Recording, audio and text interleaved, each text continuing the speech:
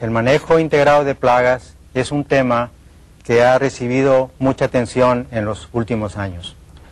No solamente se le ha discutido en el ambiente científico y técnico, sino que también ha alcanzado el nivel popular. Con la difusión del concepto, sin embargo, han habido algunos cambios en cuanto a la interpretación original del sistema. Y así, grupos le han dado una característica particular al significado según sus propios intereses.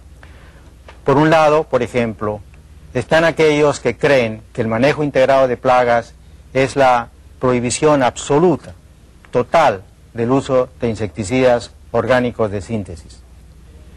En el otro extremo están aquellos que creen que el manejo integrado de plagas es el manejo de pesticidas, es decir, supuestamente todo gira alrededor del buen uso, entre comillas, de los pesticidas. La verdad está en que el origen del concepto tiene una base ecológica y esencialmente consiste en utilizar diversos métodos de control de plagas que se pueden compatibilizar entre sí con el fin de reducir las poblaciones de los insectos. Estos factores que se utilizan normalmente son los factores de mortalidad natural y en forma complementaria se utilizan otros métodos de represión de plagas. La cuestión principal en relación con manejo integrado de plagas o cualquier otro sistema de control de plagas es entender cómo es que se desarrollaron las plagas y si realmente hay necesidad de controlarlas. En los últimos tiempos se ha dado una particular atención al hecho de que los insecticidas modernos son capaces de producir perturbaciones ecológicas muy importantes y consecuentemente se les ha atribuido a su uso todos los males relacionados con la sanidad vegetal. La verdad es que la historia del desequilibrio de la naturaleza como origen de la producción o formación de plagas en realidad es mucho más antigua. Diría que se inicia con la agricultura misma. El hecho de seleccionar plantas, ponerlas juntas en un área determinada, significa dar condiciones más favorables a ciertos insectos que de esta manera se transforman en plagas. Seguramente esta situación ha sido exacerbada en los últimos años con la utilización de los insecticidas modernos. Pero no podemos dejar de hacer un análisis general si queremos entender cómo enfocar racionalmente el manejo de las plagas. Aceptando que la presencia de plagas está íntimamente relacionada con la agricultura misma, sin duda los agricultores primitivos tomaron una serie de medidas para proteger sus plantas. La más obvia de estas medidas es la recolección manual de insectos, pero de aquellos insectos que lógicamente son de tamaño grande, visibles, y que pueden ser recolectados. Muy difícil es el caso de otros insectos pequeños que desafortunadamente no pueden ser sometidos a esta medida de control. Seguramente las medidas culturales también tuvieron un rol importante. Pero a pesar de ello, el hombre siempre ha buscado productos que pueda aplicar a la planta y de esta manera controlar las plagas y enfermedades. Heródoto, unos 1000 años antes de Cristo, registra el uso del azufre, por ejemplo, para proteger a las plantas. Desde entonces, muy poco se progresó hasta el siglo pasado. En el siglo pasado aparecen los insecticidas inorgánicos y aparecen los productos derivados de las plantas. Los únicos compuestos que se podían utilizar para controlar plagas y enfermedades. Es solamente en este siglo en que se desarrollan los productos sintéticos modernos, en realidad en la segunda mitad de este ciclo. En un comienzo representaron un apoyo muy grande a la producción agrícola, pero luego se convirtieron en una complicación en el manejo de la agricultura. Es decir, con la aparición de los insecticidas orgánicos no se resolvió el problema de la protección de cultivos. Precisamente por esa razón es que ahora hablamos del manejo integrado de plagas. ¿Por qué los insecticidas modernos no han resuelto el problema de las plagas?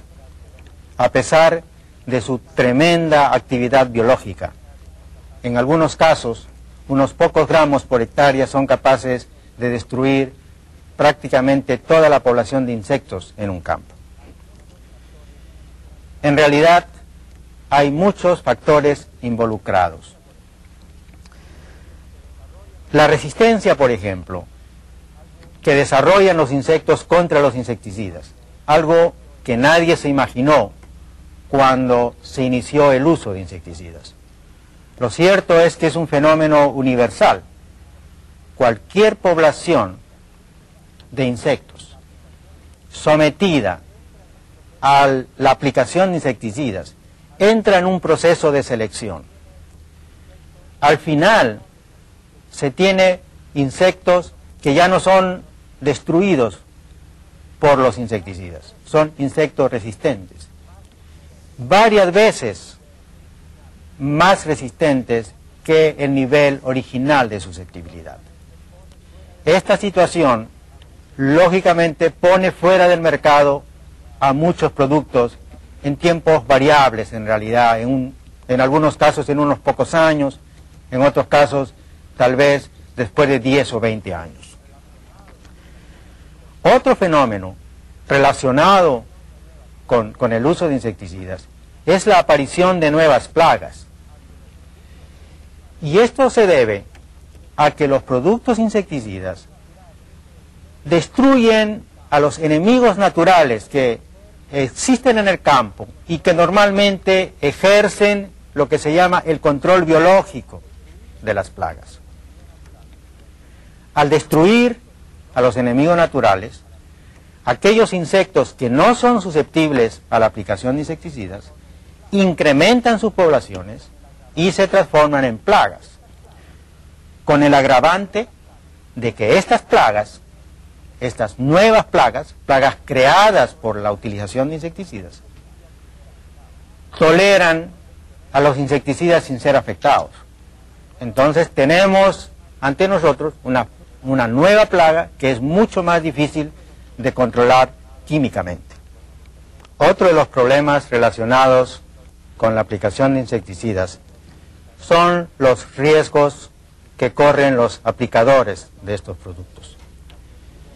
Los insecticidas son fácilmente absorbidos a través del sistema respiratorio y también por la piel, de tal manera que la exposición a los vapores y al producto de parte de los aplicadores es constante, a menos que cuente con los sistemas de protección necesarios, que no siempre están disponibles, muy pocas veces están disponibles en los agricultores del medio rural nuestro, tanto tropical como subtropical. En los últimos tiempos se le ha dado especial atención a un efecto adicional que es el deterioro del medio ambiente. Los insecticidas y pesticidas en general, tienen efectos no solamente sobre la población de insectos que uno quiere controlar, sino los efectos incluyen a insectos benéficos, fauna en general, tanto doméstica como silvestre, peces en los ríos, camarones en los ríos, de tal manera que el efecto en el medio ambiente es motivo de una preocupación cada vez más creciente. Finalmente, hay un concepto económico a tomar en consideración. Los insecticidas cada vez representan un costo más importante en la producción de muchos cultivos. De tal manera que el uso excesivo de insecticidas representa en muchos casos la diferencia entre tener rendimientos económicos o perder dinero para el agricultor. Existe la tendencia a concentrar todas las críticas del control unilateral al uso de pesticidas. Pero en realidad, el análisis de otras formas unilaterales de control nos indica que también existen limitaciones en cada una de las otras formas, incluyendo el control biológico, que en algunos casos, por sí solo, es un método exitoso contra determinadas plagas. Pero resulta que no todas las plagas tienen enemigos naturales eficientes desde el punto de vista del interés económico, porque pueden ser eficientes biológicamente hablando.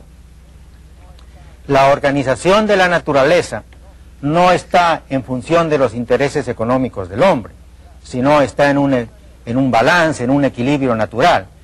De tal manera que aun cuando haya a veces presencia de enemigos naturales, el nivel de represión de estos enemigos naturales no son lo suficientemente efectivos para ser económicamente convenientes. Por otro lado, existen otras limitaciones para el control biológico. Son susceptibles a las condiciones ambientales, por ejemplo, y por otro lado, también su acción no tiene la rapidez deseada cuando uno pretende bajar una población de insectos en forma rápida.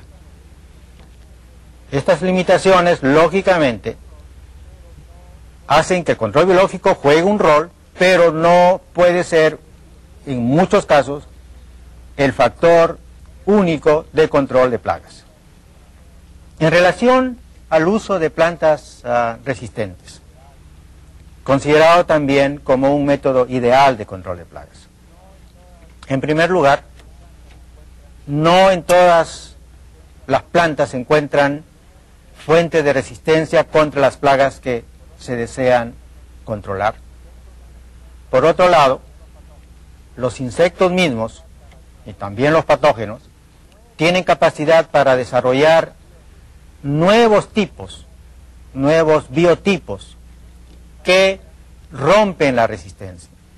De tal manera que tampoco por sí sola constituye un método de control de plagas único.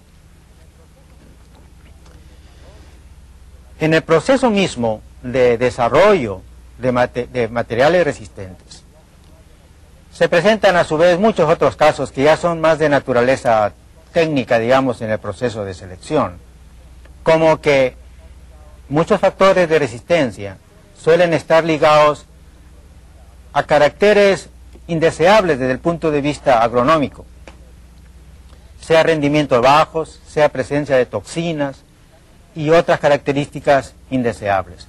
De tal manera que cuando uno habla de cultivos resistentes, hay que pensar si realmente esos cultivos resistentes están disponibles para el agricultor. En relación a las prácticas culturales que se han desarrollado a través del tiempo, muchas de estas prácticas en realidad son muy favorables para el cultivo y desfavorables para las plagas. Pero una misma práctica puede a veces resultar desfavorable para una plaga y favorable para otra. De tal manera que las prácticas culturales, de nuevo, por sí solas, normalmente no pueden conducirnos a un control adecuado de las plagas.